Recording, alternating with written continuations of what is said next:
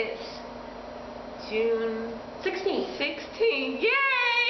Because I always do that. It's June. I can't remember. It is so nice out. Yesterday it was a terrible storm, and Megan was at the ball game. Yeah. With 2 kids. and a hailstorm. Yeah. I mean, it was like that big. Coming off we sat under the awning. I was thinking, if lightning strikes this thing, ooh, that's gonna be fun. Yeah, she wished she had her tennis racket so she could like hit the hail and get a workout in. I got up at 4:30 this morning. Go you. And I went and worked out with an old friend, and it was awesome. I thank God so much. We had such a good workout. It was like we ran fartleks today, and it was just... You gonna tell them what fartleks are? They're fartleks. Fartworthy. Fartleks, I guess in the simplest term, are similar speed intervals. You kind of just determine point A to point B that you'll pick your pace up. You'll run faster from point A to point B, and then you recover with a jog. A 10 to 15% increase. Yes. Like, how can you measure that, Tammy?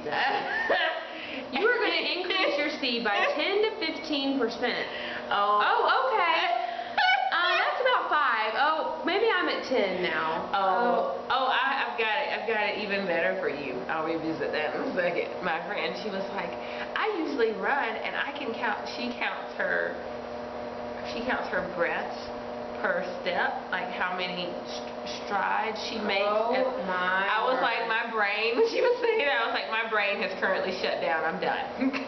I was like, I'll practice that. And running again. That would stress me out. Running is a stress reliever for me, not something to cause more stress.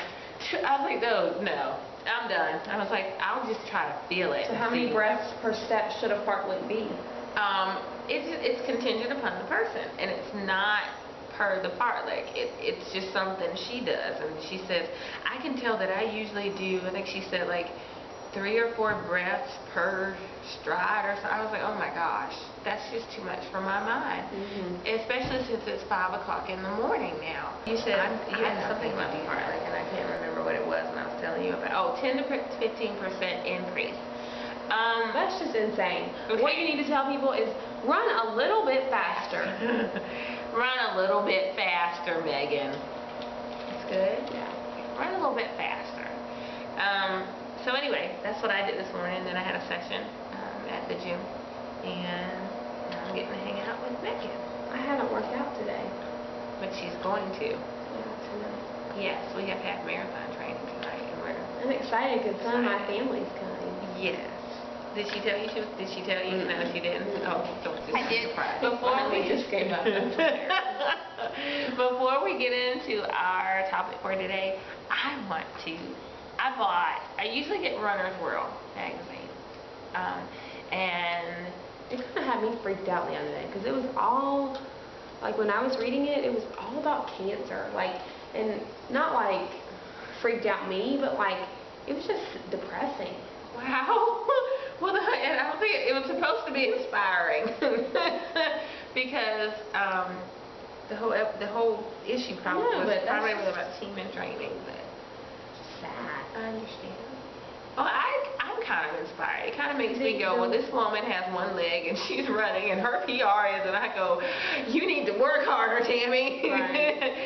But I found, the kids and I, we went to the bookstore, and they had a mini scavenger hunt yesterday, and after that, everyone got to kind of separate and go look for their books and stuff they like. So I got Running Times. I am so excited about this magazine, like, it's kind of sad or insane. I'm really, don't do the frowny thing. I'm very excited. It's like, the information's really good. It's real technical, but I'm really excited, so pick it up. Okay, so today, Megan's always like, you need to tell people about your struggles so they don't just think that you're some robot. Is that right, Megan? Yes. Okay. So I'm not a robot. I am actually doing a blog. You can hit us up on Boot Camp Burn, Ezel Health and Fitness, if you're interested in reading the note that I'm going to post. But that's Boot Camp Burn, Ezel, E-Z-E-L-L, Health and Fitness. You say it really fast. Sorry. People know you or something. Right. You don't know me? So yesterday, after my last client, she and I, we sat down and we talked, and she kind of inspired and pushed me to go ahead and do the blog that day. So my inspiration wasn't good enough? I was going to say, I could hear Megan's voice in the background going, you need to tell people. And so I went upstairs. I've only been doing this since November. You know. So I went up June 16th. So I went upstairs and pulled my Bible, and the scripture that God gave me was Philippians 4, and it's verse 6. And 4:6 says, "Be anxious for nothing, but in everything by prayer and supplication, with thanksgiving, let your requests be made known to God." And it goes on further saying, "The peace of God, which surpasses all understanding, will guard your hearts and minds through Christ Jesus." So that's what my pastor says at the end of every sermon. Does he? Yeah. Philippians 4? No, he just says That you understanding, guard your heart. Surpasses all understanding, will keep your heart and your mind through Christ Jesus. Amen. He says it at the end of every sermon. That's neat. Well, that's relevant to me today because day before yesterday, I told my husband I want a bear claw. That is significant because I used to live off bear claws. We were friends. If you can be friends with food, which you can't, by the way, but I got a bear claw. So anyway, I was I sent him to the store and he got me a bear claw. And me and the baby, we shared the bear claw. She didn't call me. That did negative. So me and the baby, we shared the bear claw, and I finished it and went back to work, and I was like, gosh, I still want something sweet. And at that point, God was like, what's up with you? You need to check yourself. I was like, oh. So a few years ago, towards the beginning of my journey, I did a Bible study called Free to Be Fit, and we learned something called HALT. Hungry, angry, lonely, tired. So I was like, should be halts. Halts. Add stress. Stress. Okay, we'll do halts, but it was HALT. So I was like, am I hungry? No. Am I angry? No. Am I lonely? No. Am I tired? Kind of, but it's not the extreme that I usually have. So what is my issue? So comically, I sat there continuing to type on the computer going, what's wrong with me? What is the problem? How are you feeling? And finally I came up with, I was stressed. And I was starting to eat poorly because I was stressed. And I was using the bear claw to make myself feel better. Well, food can't do that.